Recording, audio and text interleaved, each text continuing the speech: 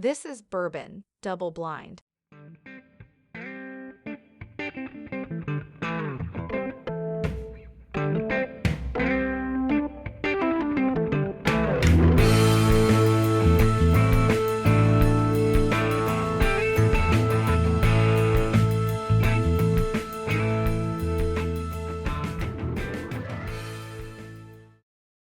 Hey, just a reminder before we get into today's episode that any profits from the podcast will go back to the Bourbon Society for Indiana, or they'll be donated to non-for-profits and charities based in Indiana.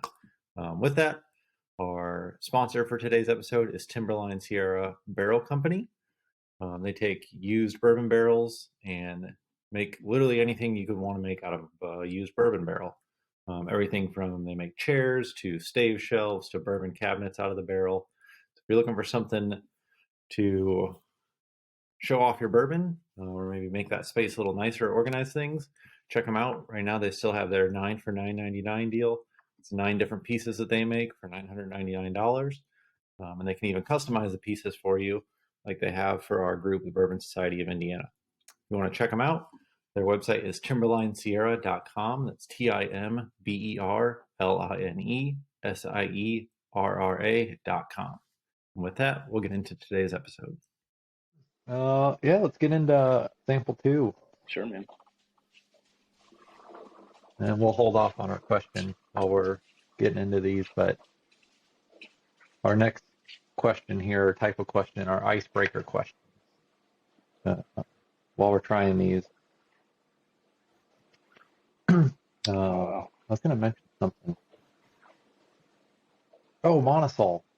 Yeah. Yeah. So, weird connection. I may have told you this in the parking lot when we swapped samples. My dad worked security for you all for probably like a year. Yeah, you did mention that. Do you know how long ago it was? Because I've been there. I just hit my 3 years in February, so I'm wondering if we ever crossed paths. Maybe not. It had to have been. I knew it was definitely pre-pandemic stuff. Yeah, so I started in early 2019, so pre-pandemic as well. I think the building actually has only been constructed for the last like 5.5 years, and they've only ran production out of it with security for like 4. So I got in Okay. pretty early. 2 of our Oh, lines that we were running actually weren't even like running yet when I got hired in. So now we're at like full production or whatever. And I was before we got to full scale. But okay. so we may have, I don't know. So I never told you this. I'll tell you now. You and my dad have also crossed paths another time. Really? Um, you met him in a parking lot, and he brought you some bourbon. Really? Was that the bottled in bond? Yeah, yeah, yep, No shit. He is a yeah, wonderful man. I did not recognize him from Monasol, so maybe we haven't crossed paths. Or maybe it was yeah. super early on in my tenure. But that he is he's a wonderful man. From what I could tell, he was very nice. He fooled you then. No. Oh, that's awesome. No, he called me that night and was like, "Oh, I met the guy you had bourbon for." He's like, "He's a hunter too. We talked for a while. It was great." I was like, "I'm glad to Yeah. hear that." Yeah, Yeah, I felt an immediate connection with the man, that's for sure. yeah. He lives to be out in the woods or on a lake or yeah. Andrew, this is based on the nose. The second one, I didn't think it would be much, but the way it tastes and finishes is great. Yeah, and it's very viscous. To me, like Mm-hmm. it's the most viscous like whiskey I've had in years, maybe ever. Like it's really oily thick. Yeah, it's thick. I don't know if I want to call it cherry yet. It fades into some white pepper. Yes, and some Still a little honey. I sweet. get I get Yep. honey and black pepper. It's crazy. Yeah, it's good. Yes. It's letting you know it's there though. hmm So this one, I get a little. There's something sweet on the nose. I don't want to call it like honey or brown sugar, I don't really get too much vanilla, but there's something there, almost like a sweet floral note. I don't know. Hmm. It's different from the first one, that's for sure. Yeah. And then on the palate, it's a little spicier. I like it though. Yeah. It's not necessarily a pepper spice, but The one you're drinking now, I've had for a while, but I don't know the last time I poured some of it. I almost want to say it's more of a wheated bourbon, but I'm going to sound ridiculous if it's not. One of my favorite things is watching. I don't consider myself like an expert in any by any means Sure. in this, but watching like experts or people that are a little more whiskey famous on the internet try to guess what things are, and they're like way out in left field with what they think it is. I enjoy that too. My fiance, she'll go through and she won't tell me what anything is, and she'll get like 3 or 4 Glencairns and pour me blind pours of whatever I have in my collection, and she'll just test me to see if I get it right. I'm never right. No. There's a couple times where I'm like, okay, I know this, and I'll say like, this has got to be Elijah Craig, but it'll be toasted barrel instead of like small batch or something. I don't know, but like Elijah Craig has that like tannic bite to it that to me, I just can pick out. But that's one of the very few bourbons that I can tell from a distillery. Yeah. But yeah, I don't know. I don't do a bunch of blind stuff. I go, oh yeah, this tastes good. yeah, she tests me a lot, but I Yeah, never that's get fun. it right. Never. But I enjoy trying. I'll try like hell. Is your fiance into, or sorry, your wife or fiance? She's my fiance. It's oh my god. Okay. You could edit that Is out. That'd be great. No. It'll just be a big bleed. She Is she into it at all? she is into the hunt, and she's into like she'll try it, but she's not a whiskey person. Like she's into wine, so there's a little bit of passion there for her. And we go and I'll drink her wine and we'll try it, and I'll try to find the bottles that she can never get her hands on when I'm out looking for mine. And what was it? What's the name of that place? It's in Valparaiso. I think it's called Wise Guys. When they were doing their allocated raffle back around the holiday season, I had to work, and her mom actually went there and got drawn for me to get a couple bottles that night. And oh, nice. Yeah, she went there and they tried everything that they had to offer, and she's like, "Yeah, it's not for me, but it's so much fun." She just jumps right in. But yeah, she's awesome, man. Yeah, that's my girlfriend and I are basically the same way. She enjoys wine, and if we can find a winery that has a bit of both, we'll have a great time that day. Yeah. Andrew, while we're finishing up sample 2 here, let's pick a number for our icebreaker question, 1 through 15.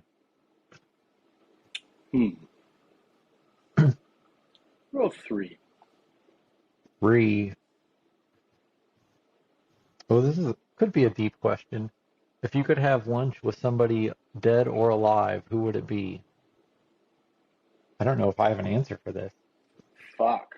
Am I allowed to cuss? I figured it's I don't care. over. Yeah. I cuss like a sailor, and I don't even think about it until afterwards. I'm sorry. Somebody dead or alive. Okay, just for the sake of bourbon, I don't know if this is actually true or not, but I'm pretty sure it is. My last name is Daniel. There's no S on the end of my name. Jack Daniel. There's a picture at my great-grandmother's house before she passed away in a photo album of my great-grandfather, or no, it was my great-grandfather's uncle with Jack Daniel at a family reunion. And supposedly he's a distant relative of mine. There is no royalties. There's like, no way. But I would like to maybe, meet him. So that'd be kind of crazy. Yeah. Mine going to be a little to nerdy. Yeah, they're now that's a really fun, even if it's like family folklore, that's a fun story, man. It is, yeah. Yeah. Mine would probably be there's a very famous scientist that nobody that listens to this may have ever heard of called Ramon E. Cajal. But he was the first person to ever like draw anatomy pictures of the brain and the spinal cord and the nervous system. Oh, wow. And it's really like I have his all of his original drawings in a book, but it's like the same things that I look at today 140 years later. I'm looking at the How same stuff. how much has it changed with I mean, he today's? was so accurate. We have Yeah. like finer detail of things and a little better understanding of how to treat things. Um, surgery is obviously way better now. Yeah. But yeah, if I put a picture of my work right next to his, you'd go, "Oh yeah, this one was just drawn with a pencil, and this one was taken with a very That's high-end a microscope." that's incredible. That's Yeah. incredible. Right on. So I Yeah, think, I don't know, man. Like as far as my nerdy side, like I'm a huge space nerd. I've got a couple hmm, telescopes, and hmm, I love when the atmosphere is right, because there's a lot of problems with looking from Earth out into space with a telescope, with interference from clouds or anything like that. But when it is right, we like to go out into it's called, in this area called Kingsbury, in their fish oh and yeah, wildlife area, and I'll set my telescope outside for a couple hours so that way it doesn't fog up or anything with the temperature differences from inside the house to outside. We'll go out there and we'll look at the moons of Jupiter or the rings of Saturn and look at stuff like that. And I think I would like to. I think it was it Galileo who made the first telescope, quote unquote. That'd be kind of interesting to meet up with him and see what his original design was like compared to what I've got, and just compare in time. I think that'd be interesting because he's pretty onto something. That's for sure. yeah. I'm always amazed at people that literally had nothing to go off of, right? They had no concept of having a Right. massive telescope or anything, and just like, oh, figure this out. Cool. Oh, Wild. that's a good one, man. Um, yeah, we have a front and back list here for people. I'm sure we'll add as we go. Number two is gone. Nice. This one. So now that That's I've a had some water little, to sit, it's sweeter now. yeah. Number two is a little tannic. I like it. Like Hmm. I don't know if maybe it's like aged longer in a barrel. Maybe it's like I don't know. I'm curious to see what it is, but uh, I like it. It's Nice. definitely different than the first one. I do have an agenda with these three that I gave you. I'm trying to prove Oh a no. point. We'll see if it works out. Sure. We can get into number three.